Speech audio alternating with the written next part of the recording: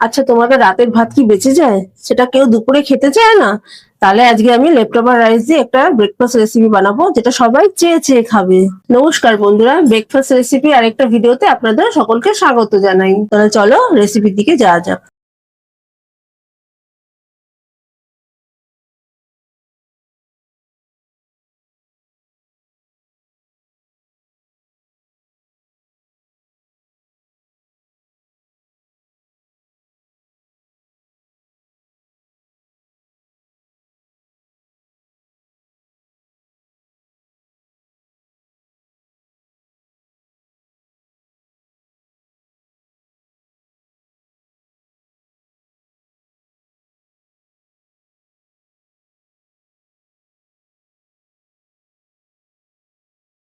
প্রায় 40 মিনিট হয়ে যাওয়ার পর ছুরি দিয়ে একটু দেখে নেবেন, চেক করে নেবেন যেটা হয়েছে কিনা।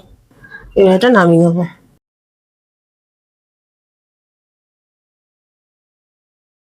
এইভাবে পিস পিস করে নেবো।